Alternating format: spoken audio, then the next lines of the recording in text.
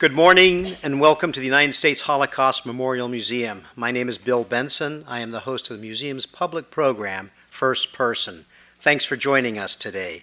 Our first person today is Mrs. Ray Goldfarb, whom we shall meet shortly.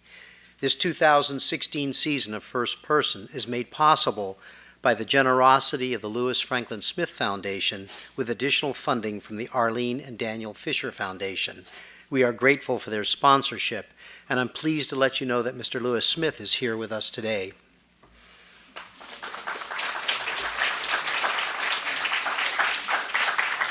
First Person is a series of weekly conversations with survivors of the Holocaust who share with us their firsthand accounts of their experience during the Holocaust. Each of our First Person guests serves as volunteers here at this museum. Our program will continue twice weekly through mid-August. The museum's website, the address is listed on the back of your program, provides information about each of our upcoming First Person guests. Anyone interested in keeping in touch with the museum and its programs can complete the Stay Connected card that you'll find in your program or speak with a museum representative at the back of the theater when we finish. In doing so, you will receive an electronic copy of Ray Goldfarb's biography so that you can remember and share her testimony after you leave here today. Ray will share with us her first-person account of her experience during the Holocaust and as a survivor for about 45 minutes. If we have time toward the end of our program, we'll have an opportunity for you to ask Ray a few questions. The life stories of Holocaust survivors transcend the decades. What you are about to hear from Ray is one individual's account of the Holocaust. We have prepared a brief slide presentation to help with her introduction. Rachel Mutterpearl was born to Beryl and Dina Mutterpearl on December 2, 1930, in Dokshice, Poland, which is now in Belarus. This photo is of Rachel, who is on the left, her mother Dina in the middle, and her brother Shlomo on the right. On this map of Poland, the arrow points to the location of Dokshice. As part of an agreement with Nazi Germany, the Soviet Union occupied Dokshice in September 1939. Germany invaded the Soviet Union in 1941. When German SS and police began mass killings of the Jews in Dokshice, in 1942, Rachel and her family went into hiding. A short time later, Rachel's brother was discovered by the Germans and killed. Rachel and her mother sought shelter in the ghetto in Glenboka, a town north of Dokshice. The second arrow points to the location of Glenboka. Here we see a synagogue in the Glenboka ghetto. Rachel's mother joined a group of partisans in the forest outside of Glenboka and became their cook with Rachel as her assistant. In the late summer of 1944, Dina and Rachel marched with partisans to the Soviet lines where they were liberated. After liberation, Rachel and Dina left Poland for Italy, where they stayed in the Santa Cesarea Displaced Persons Camp. The arrow points to the Santa Cesarea Displaced Persons Camp in southern Italy. Here we see Rachel and her mother at the Santa Cesarea Displaced Persons Camp. In 1947, Rachel and her mother emigrated to the United States with sponsorship and support from an aunt who had settled there previously. These pictures show Rachel's official Red Cross identification documents. After arriving in the U.S. in November 1947, Ray and her mother came to Washington, D.C., but later moved to Brooklyn, where Ray finished high school. Ray went to work for the Washington, D.C. court system after graduating from high school and attended George Washington University and Baltimore Hebrew College at night. Ray married Harvey Goldfarb, a Holocaust survivor and a U.S. veteran of the Korean War right after he left the Army. They have been married for 64 years. She went back to the court after her daughter Lynn was born. When her son Barry was born, Ray became a stay-at-home mom. She then went to work in the Hebrew afternoon school system. Ray started a career in real estate in 1978 and retired 33 years later in 2011. Ray and Harvey's two children, Lynn and Barry, are both architects and live in the Washington, D.C. area. Ray and Harvey have two grandchildren, twins who will be 14 in August. Both Ray and Harvey have led active lives. Ray played tennis weekly until very recently. Harvey, who is 91, ran 6 miles daily until he was 80. Ray says she is now fully engaged with the museum. You will find Ray here on Wednesdays, volunteering with visitor services. She took a break today from a portion of her responsibilities in order to be with us for First Person. Ray recently spoke to cadets at the U.S. Naval Academy. Among the audience was a young woman cadet who is a relative of Ray's. She has also spoken at such places as retirement homes and local schools. Ray is joined today by her son Barry and daughter Lynn and her grandchildren Charles and Zachary, and they're all right here in the front row with us. So we're thrilled to have them with us today. And with that, I'd like to ask you to join me in welcoming our first person, Mrs. Ray Goldfarb.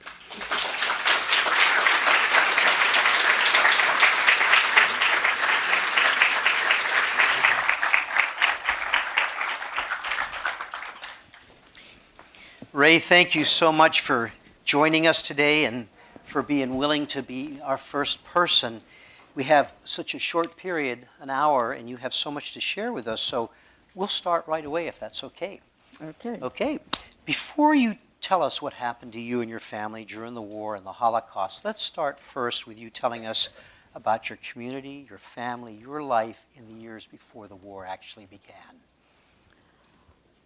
I come from a town of inhabitants were between 5,000 and 6,000. About half, I'd say 50%, almost 50% were Jewish.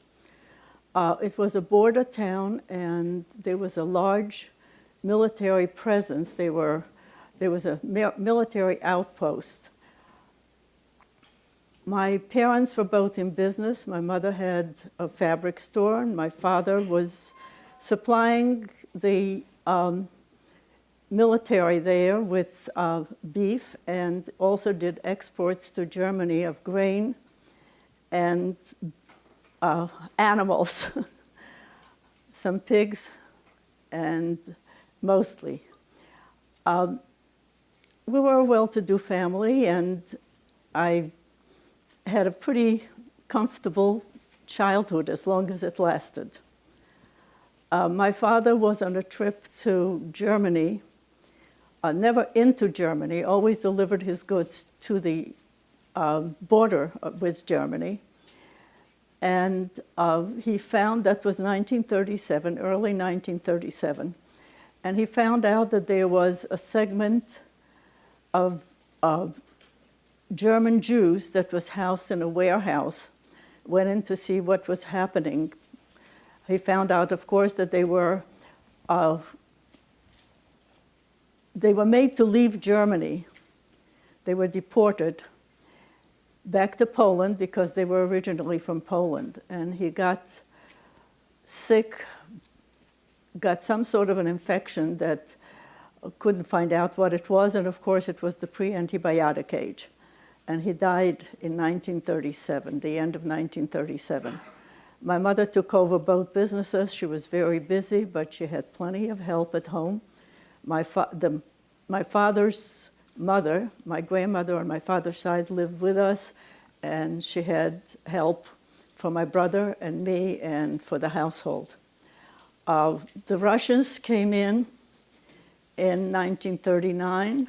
Before we turn to that, Ray, just a couple of quick other questions. You lost your father very young. Yes. Do you remember much about him? The only thing I remember is that he was tall. He used to put me on his shoulders, and I could almost reach a chandelier that was recently installed in the house. Mm-hmm. And it was cold light. It wasn't hot light. There were no candles in there. I remember a picture hanging, a portrait hanging on the wall of him. And that's about all I remember. Oh, he took me once to one of the villages at the border, and I remember we overlooked the Russian kolkhoz, or their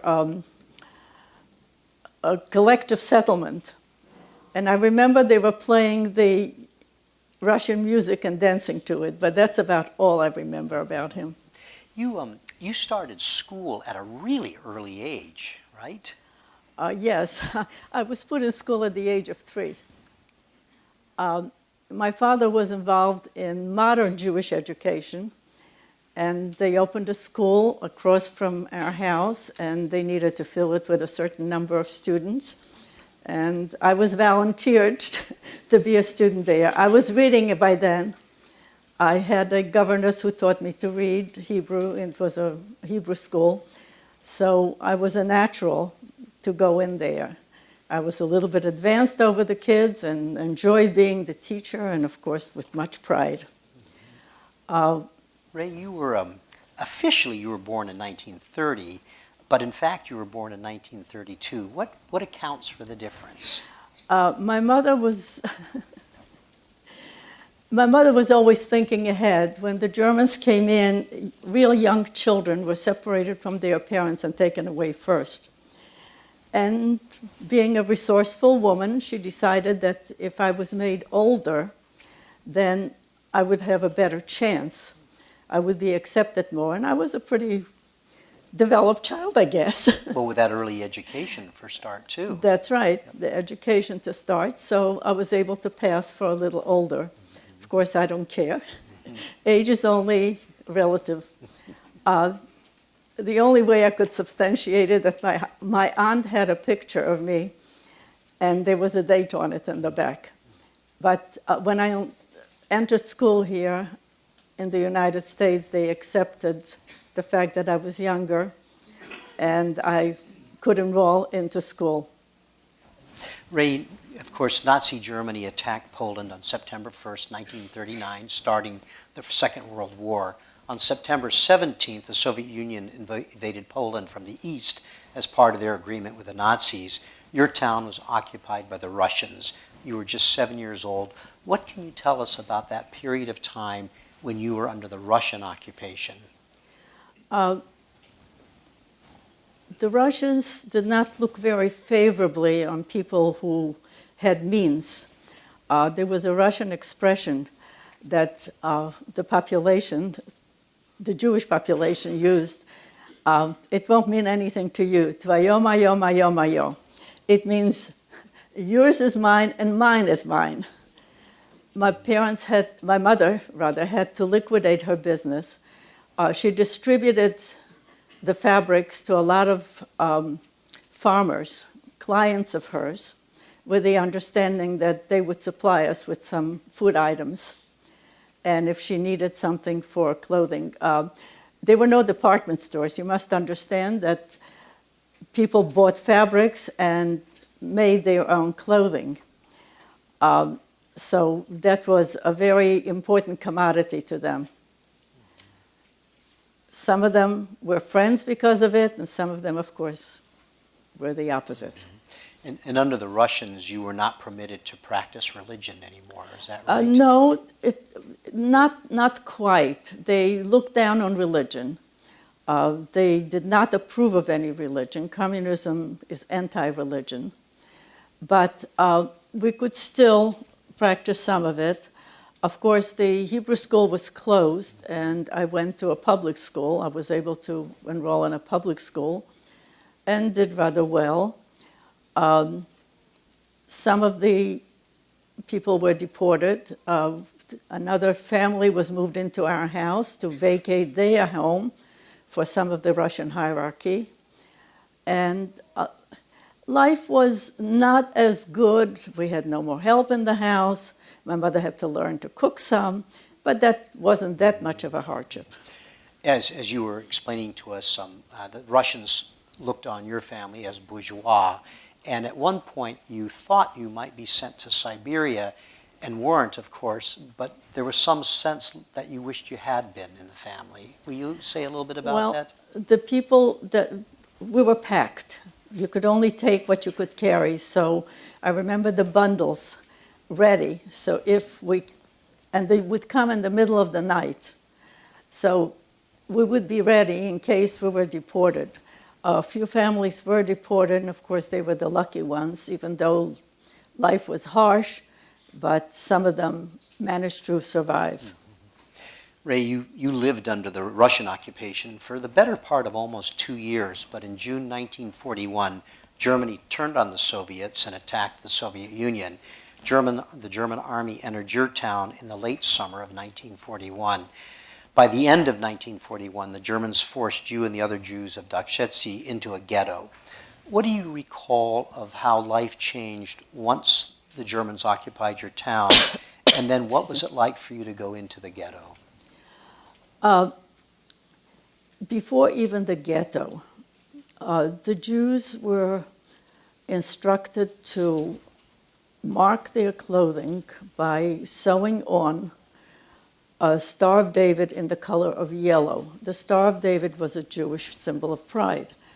The yellow, of course, was the tarnished color, and I felt degraded because walking on the sidewalk was forbidden when a non-Jew was approaching, and of course when the military were approaching, of course we had to step down. You must realize that it was still 1941. There was very little automation.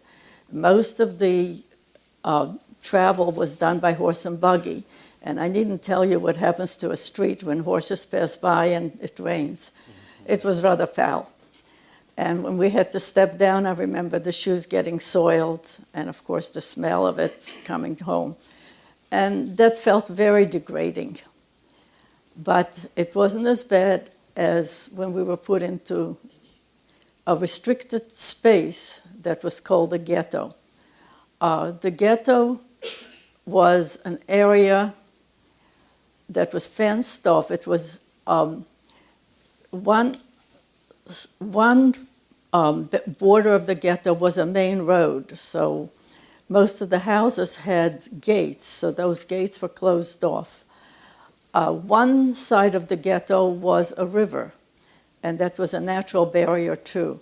The rest of it was fenced off. Our house that was originally occupied by 5 and then 4 people, we had between 30 and 40 that were crowded into the house. Food was scarce because we could only barter food on certain day, one day actually a week, market day.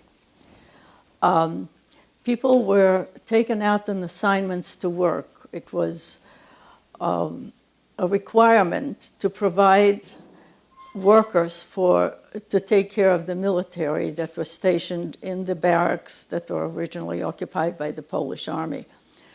Those people were taken out by guard and brought back by guard. There was also a gathering. Everybody had to come out to an open area and be counted. The Nazis kept close count as to how many people were in the ghetto. A few tried to escape from their work assignments. 2 or 3 of them managed to escape. The rest of them came back. When the Nazis counted them, they expected retribution. They demanded retribution for those that escaped. Their way of saying was they were teaching the Jews a lesson. The Germans organized the ghetto where they appointed a person to be in charge and then a committee to work with him.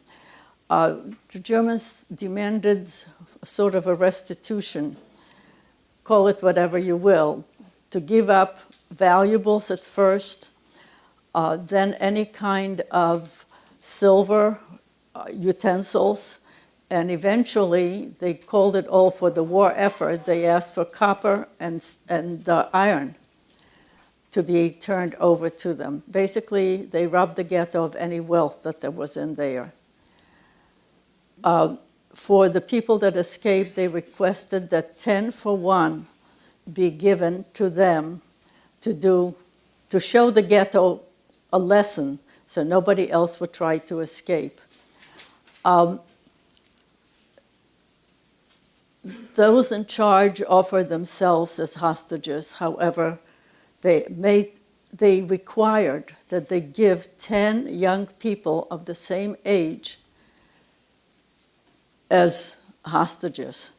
They took the hostages and shot them in front of the whole ghetto.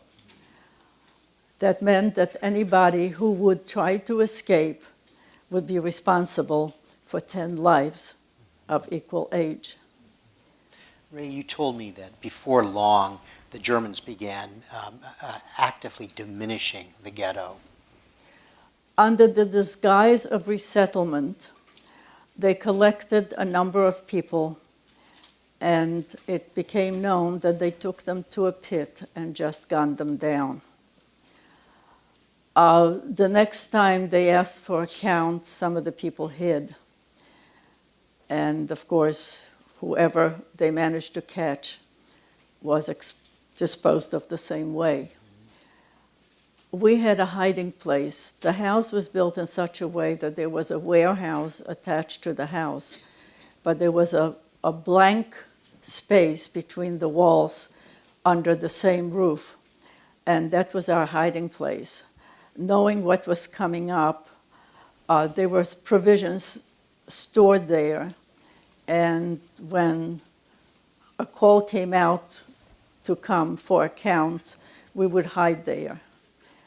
At that point, not too many people came out. Whoever had hiding places hid in their hiding places, so they started to go from door to door and pull out people that they could catch. They had many collaborators, people who were anxious to kill the Jews. You must also understand that, right now in the United States we have the big debate, should people own guns? Guns were something that was not very much available in Europe. Some people had some ancient rifles from the First World War. There weren't too many guns around.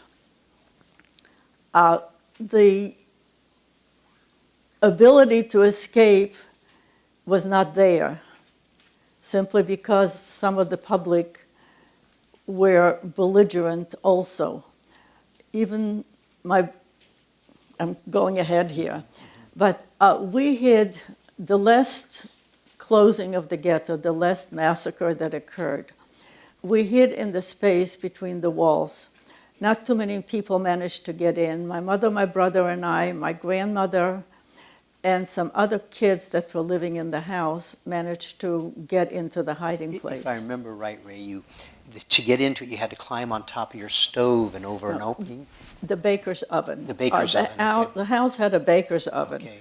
And we had to climb up on the baker's oven, then get up to the attic, through an attic opening, and climb down into that open space. There was some sort of a ladder to get down into the space, but it wasn't easy to get up there. And we stayed in that place for 8 days, and we heard everything that was going on.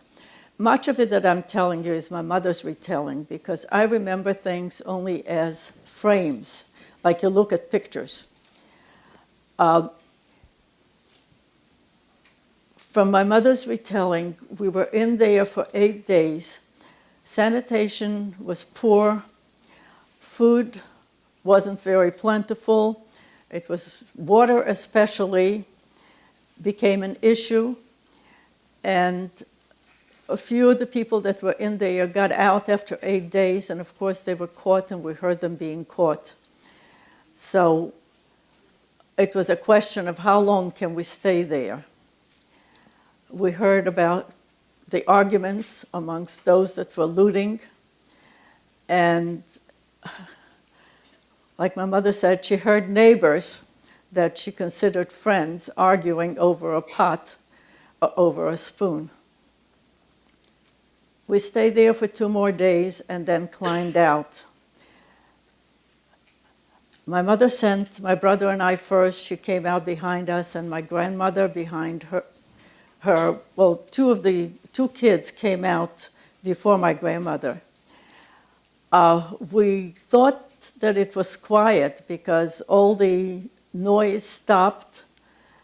It was nighttime, and lo and behold, somebody was in the house, even though it was dark.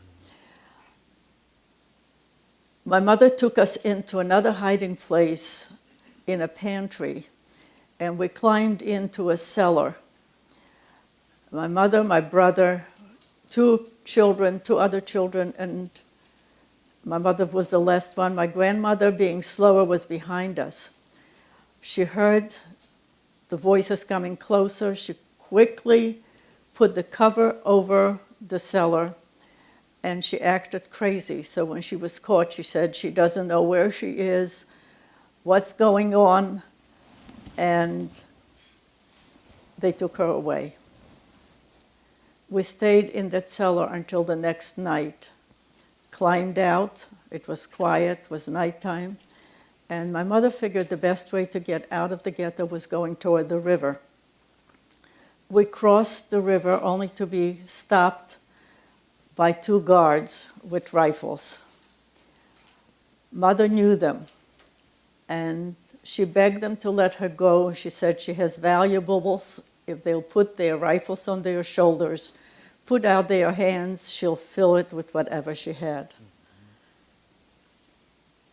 One of the things she had was a gold watch that my grandmother would wear on a heavy chain around her neck. Actually, my aunt had a picture of my grandmother with that particular chain and watch. She wound it around his hands to make sure he doesn't drop it. Some small trinket she puts in the hands of the other men, and she says, hold on to them. Make sure you don't drop them. And of course, they were afraid that if somebody knew about it, they would have to give it up. We had enough time to escape. The two children that were with us ran in one direction. She said, run. We ran toward the home of a family in a village that we were very friendly with, my father's best friend. He agreed to hide my brother and directed my mother to take me to his sister's house. She'd be more than willing to hide me. However, we were at the sister's house, and she was feeding us and listening to my mother when her nephew came and said that my brother, Shlomo, was taken away by the Nazis, and his father was beat up badly because he wouldn't say that he was hiding a child.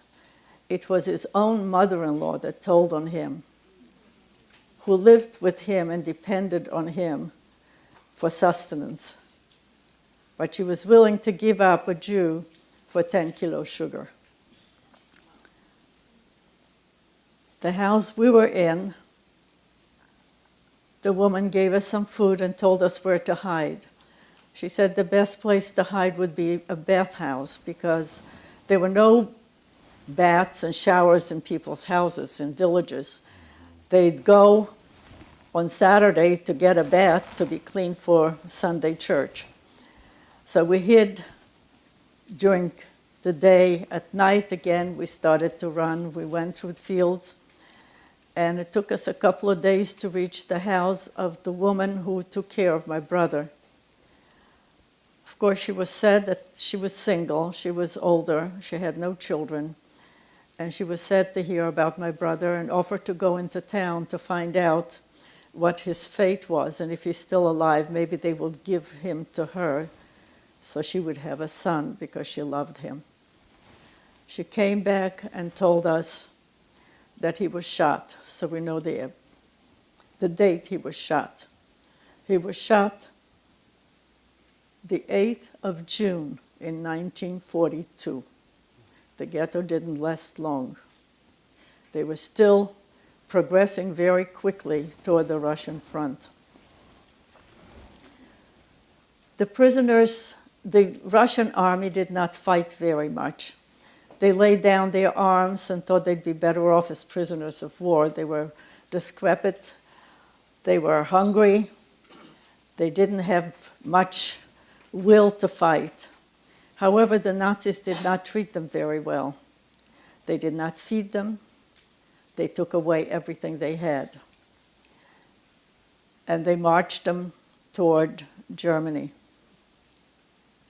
They became disillusioned and started to escape en masse. Some of them were shot. Those in the front managed to escape. And the area I come from has very thick pine forests. If any of you have gone to cut off Christmas trees, you know how low the branches grow and how thick the area is with trees. They managed to hide from the Nazis and managed to organize themselves, and they became what was known as the partisans. Partisan in Russian means somebody devoted to his country.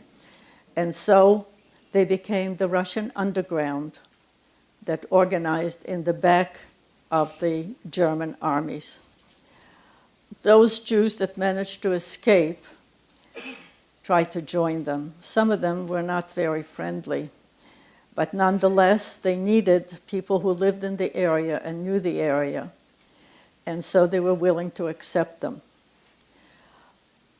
We, however, could not find a place to hide amongst the non-Jewish friends, the Gentile friends in the area.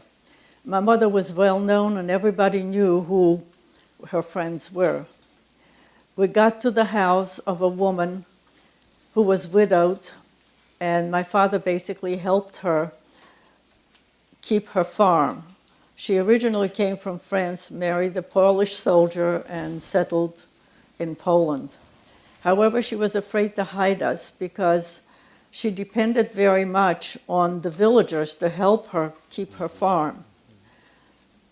She kept us overnight. The next day was market day. She dressed me in her daughter's clothes. She had a daughter and a son. Dressed my mother in her clothing, and her son loaded the wagon, and she hid for the day, and we went to market, to the larger city where we knew there was still a ghetto called Głębokie. With the people that went out to work, we managed to go into the ghetto. Of course, he went back home.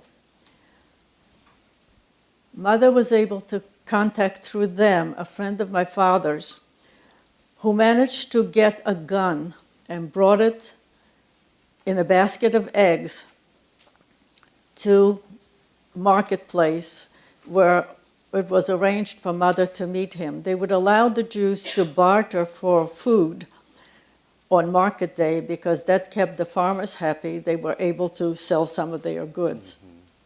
Mother had a plan to try to escape the ghetto. She was very resourceful. She always managed to think ahead.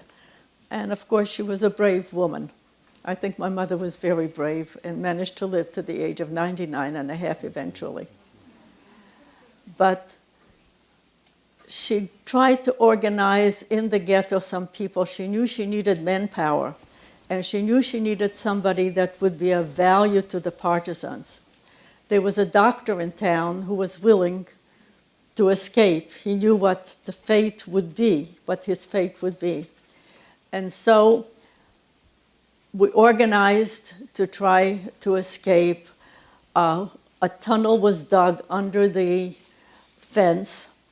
However, a few people who got wind of it tried to beat us to it, and they were caught on the other side of the tunnel. Again, she thought ahead, resourceful. We had the clothing that we came into the ghetto that were the natural peasant garb. So she made me older, first of all. So I was taken out to work and had a way of going out of the ghetto. I worked, and that I remember, in a spinning mill, trying to catch the threads that broke and tie them together.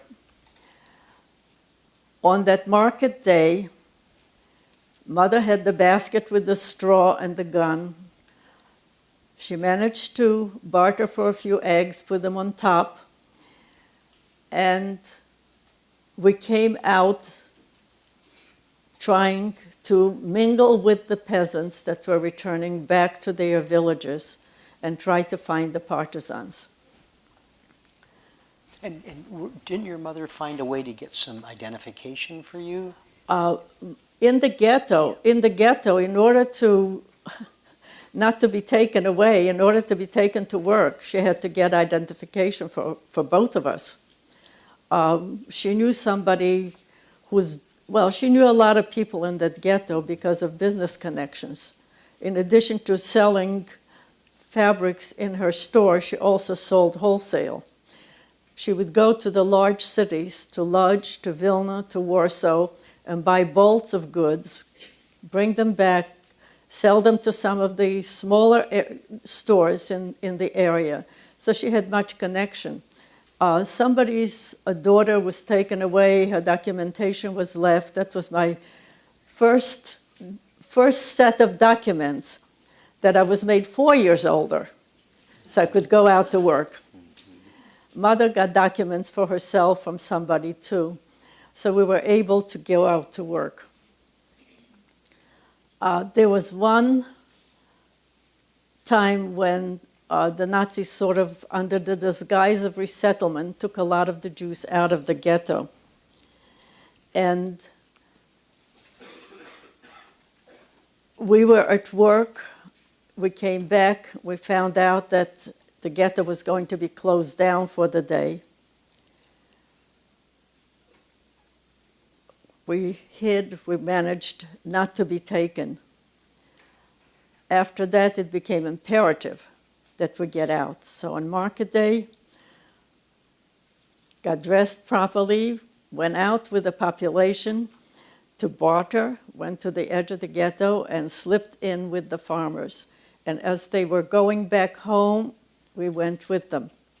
And your mother has the gun with her. Mother has the gun in the basket under the straw with a few eggs on top of it.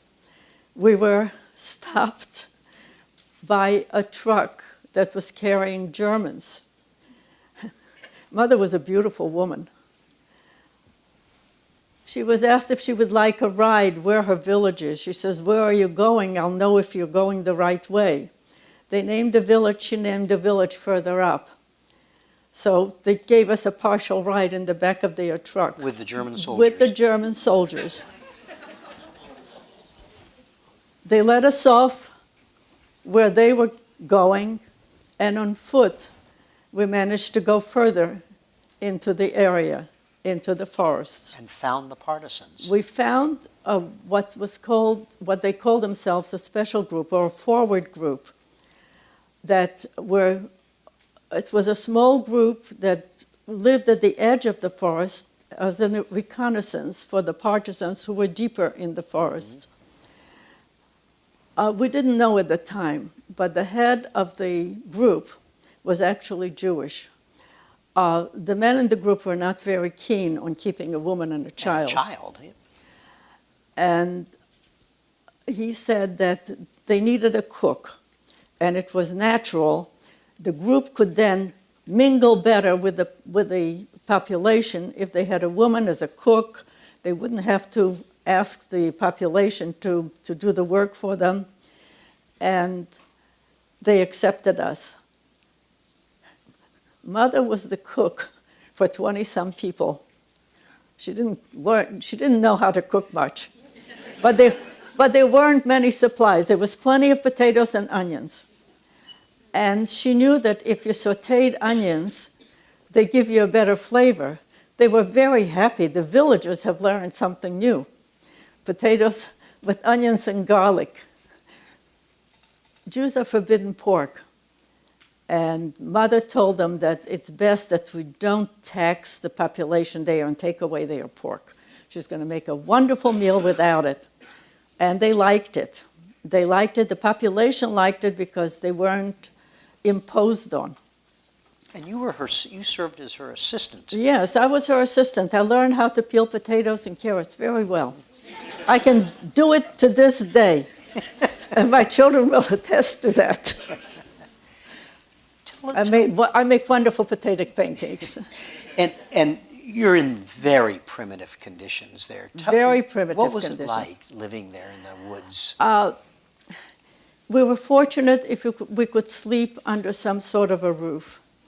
If the Germans came too close, we had to go into the forest and sleep under the pine trees. Many times, the cover were pine branches, and of course, the bed was pine needles, and fortunate for us if we had no cones under our bodies. Sometimes we had to dig out the cones. Conditions were primitive, and typhus was very prevalent. I was unfortunate enough to get sick. I got typhus, and Mother was trying to get me someplace. We couldn't stay where we were with that group because everybody was afraid of getting infected. She got us loaded into a wagon, and she knew of what they called a field hospital, and the woman in charge was someone we knew. She also escaped from the same ghetto we escaped from. She was originally a midwife, but she knew how to use a needle and thread to sew up the wounds. She basically nursed me to health. I think I attribute part of my memory of those younger years being gone because of the typhus fever. We were not with our group when the front shifted and the Russian armies were pushing the Germans back. They had a front in the front and a front in the back, and that was late in, well, it was actually early in 1944. They were squeezed, and they decided to send out their soldiers to rid of the partisans. Time is up. Not quite. Okay. We have a lot more to share with us. You got captured by the Germans. You were actually captured We by were them. captured. We were captured by the Germans and, of all places, brought to a warehouse in our hometown. Mother was afraid of being discovered because of they had people from the nearby villages also. We were in further away villages. And lo and behold, they started to separate the women from the men, because the men were the threat, the women they were going to send home. I was just past my typhoid fever. I had no hair. My head was shaved. I was dressed in boys' clothing, and needless to say, understanding German.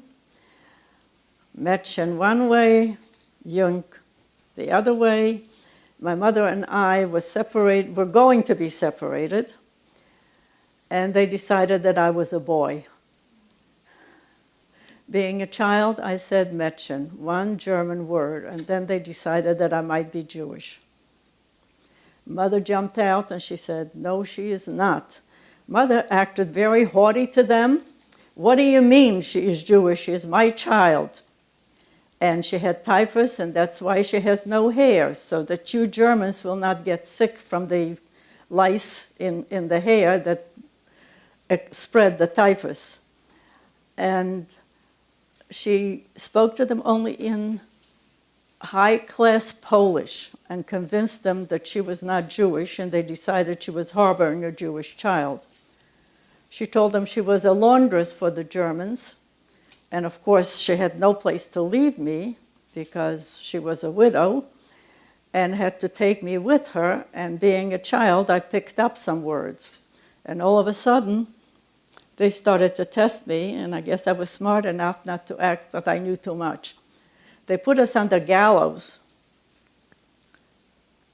Mother told them to hang her first because she does not want to see her child die, and that convinced them that she was my mother. They figured that anybody who would give up her life for a child must be the mother, and so they let us go. And from there, you would find your way back to the partisans. From there, not really back. From there, we started to look for groups of partisans because they were dispersed. The groups dispersed themselves so they would not be able to kill everybody. And also they could inflict some damage to the Nazis. We managed to join with some of the partisans. They were from a bigger group, and we were eventually liberated. And that was in summer of 1944? Summer of 1944. So once you're liberated, of course the war is still going on. This is summer of 1944. It would go on for almost another year as the Russians continued moving west. Tell us what your mother then did next. I think it's remarkable. My mother went back to our hometown. Everybody goes back to their place of residence. I mean, you've seen things happening here. due to floods, and everybody goes back, or due to fires, everybody goes back to their home base to see who survived. Mother went back to our hometown to see if anybody survived. A neighbor across the street gave her the picture that you saw me point to on the screen. The picture of you, your mother, and your brother. And The picture, And it's the only one you have. that's the isn't it? only one I have. She told my mother that she loved her and she was sorry to see what happened. And she kept the picture. She picked it out from the trash. She said she didn't loot. She invited my mother into her house to show that she doesn't have anything of ours that was ours. But she kept the picture because she lamented the fact that she lost a good friend. She gave my mother the picture, and she told her that if she stays the night, both of them, she and my mother, would not survive to the next day. She gave my mother provisions, and she sent her back. Mother left me with a family that provided us with transportation to the other ghetto. She came back there and decided that we better go to Glenboki, which was a larger place, to see if any Jews survived. Actually, first she went by herself and found out that there were Jews survived. She left me with these villagers. And she went back, found that there were Jews who survived and were living all in one house. We joined with them. She enrolled me in school. However, that safety net was not to last because some people came, pulled out somebody from the house, and basically hacked them to death. After that, there was a watch day and night to make sure that we could survive. Mother had the opportunity to enlist in the Russian army. They were looking for people who wanted to enlist to help with the war effort. Mother enlisted as a worker on a work train to fix the water towers. The trains were run on steam at that time. So she enlisted, and we lived in a boxcar. We had a corner of a boxcar. There were other people in there that were also workers. And we traveled from railroad station to railroad station. Fixing water towers. Fixing water towers.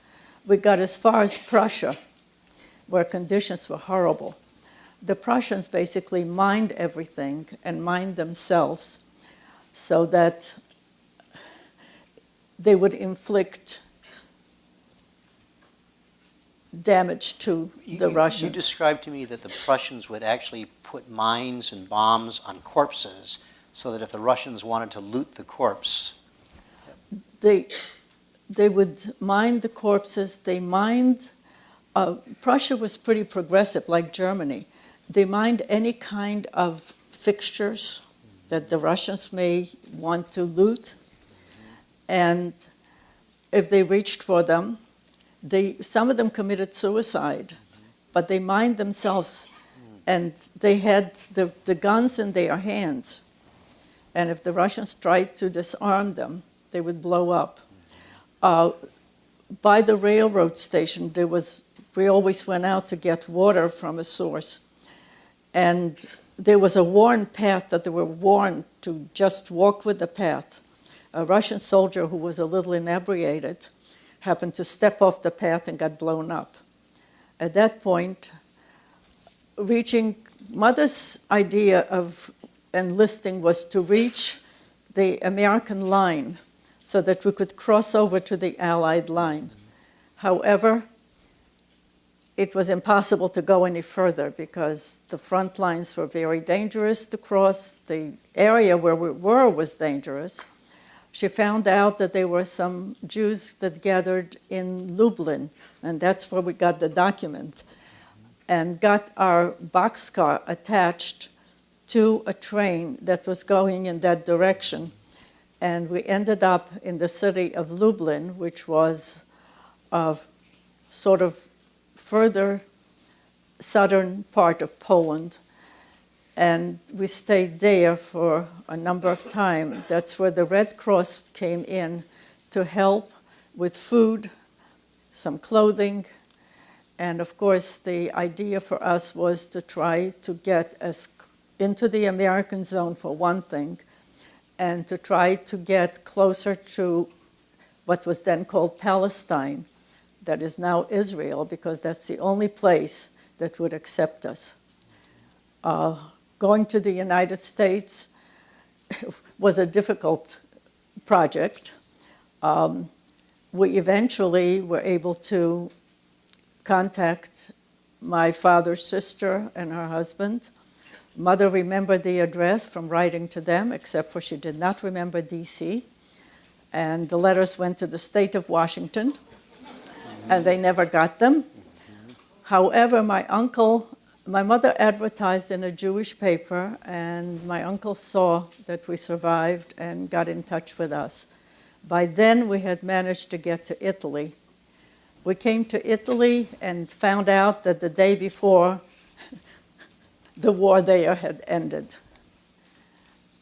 And so we stayed in Italy for 2.5 years before we managed to get to the United States. Tell us, while you were once you got to Italy, you still had hoped to get to Palestine, and you were not unsuccessful. I think you tried to. We tried several times. Yes. One time a truck broke down that was taking us south. At that time we were in Modena, which is northern Italy. And eventually the displaced persons camps were organized in Italy, which were in the south, which suited us very well because that was closer to the Mediterranean. It was right on the edge of the Mediterranean.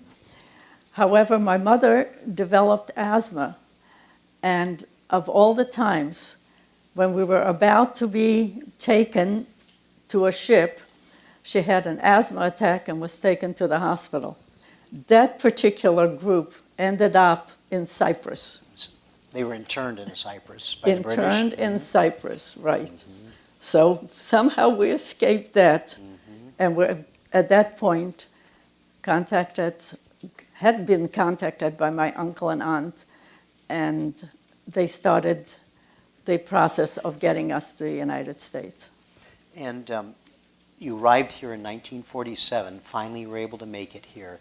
Yes. Tell us what it was like for you to go through one more major adjustment, upheaval. What was it like to get here? It was a dual experience. I learned a few words of English, taught in an Italian school. I learned more Italian than English. And of course, nobody could understand a word I was saying. However, I realized the similarities of some of the words. When I first came in, it was a completely different world, even though Italy was progressive and there was mechanization and so forth. But we came in at night, and the only thing I could see looking out toward land was lights going forth and back, white lights going one direction, red lights going the other direction. I asked one of the sailors who spoke some German and some Italian.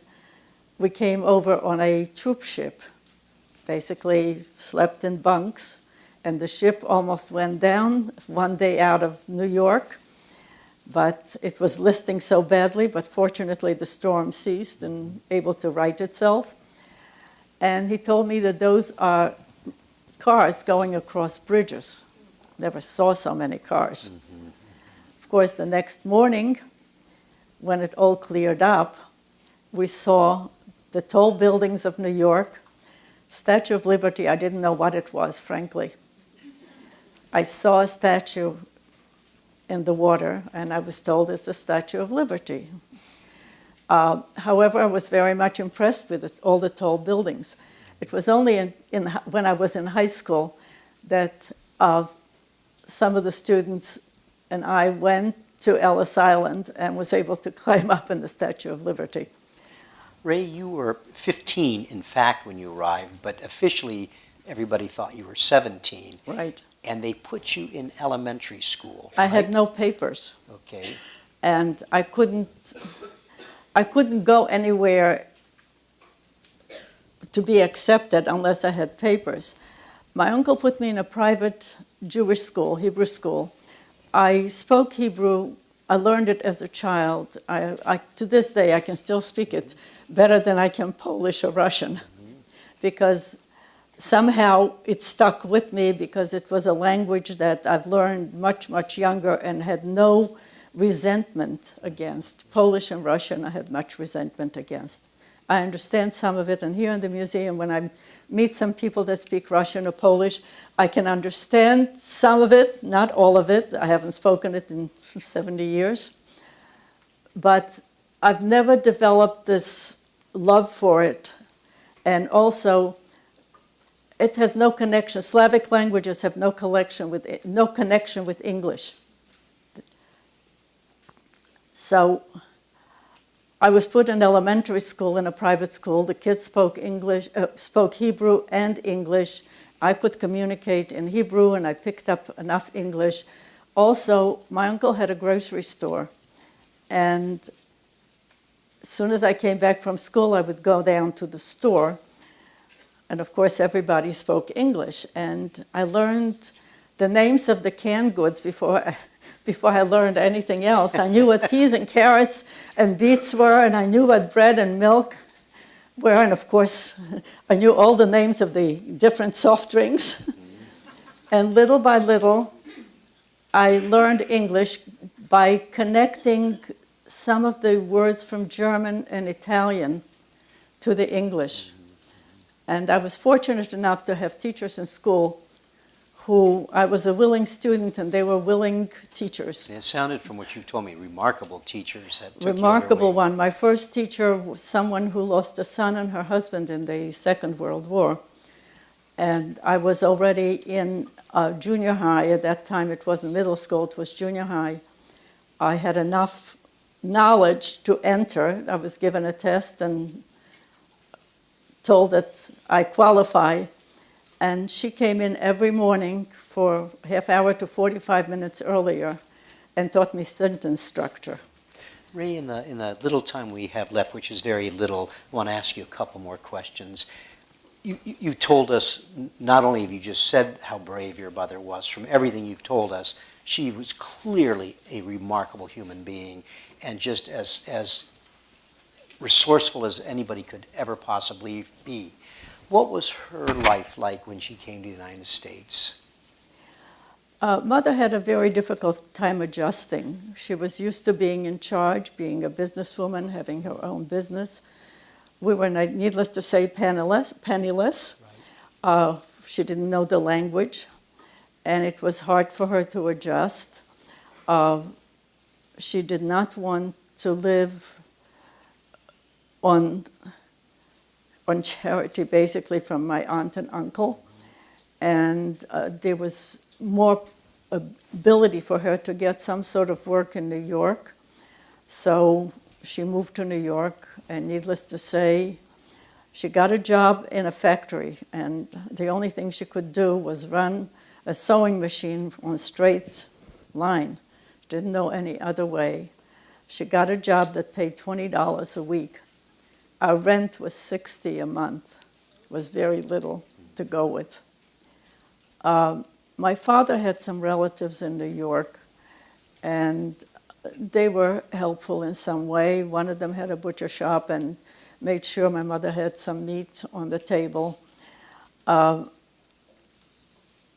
When I finished junior high and was about to enroll into high school, I went to live in New York with her, got a job, so I was helping with household expenses. And I was fortunate again in New York to have a guidance counselor who escaped Germany in 1934, I think it was, who understood what I went through and really helped me along. Also, there were 2 English teachers who were willing to help with language. One helped me with elocution and one helped me with speech. They would put me in front of a mirror, and I was rolling my R's, and I couldn't pronounce the TH, and I had to try my darnest. And if it took 3 hours, it took 3 hours, but not the. I remember that very well. I still slip once in a while, but I think I'm okay now. Well, in fact, in preparing our introductory material, Ray corrected me several times, so she's mastered it perfectly. We're going to close our program in just a couple of moments. We're not going to have time for questions. As you can see, we could have spent many more hours today really learning much more about what Ray experienced. But it's our tradition at First Person that our first person gets the last word. So I'm going to turn back to Ray in a couple of moments to close the program. When she finishes, two things are going to happen. One is when Ray's finished, our photographer Joel is going to come up on stage and take a photograph of Ray with you as the background. So I'm going to ask you to stand for that photograph. And then Ray's going to stay behind for a while up here. So any of you who want to come up and ask her a question, that's a great time to do it. Or shake her hand or get your photograph taken with her, whatever you would like to do, if you'll stay put for that. I'd like to thank all of you for being with us. Remind you we'll have a first-person program each Wednesday and Thursday until the middle of August. Please come back. If you're not able to this year, check the museum's website for our program for 2017. So with that, I turn it over to Ray to close our program.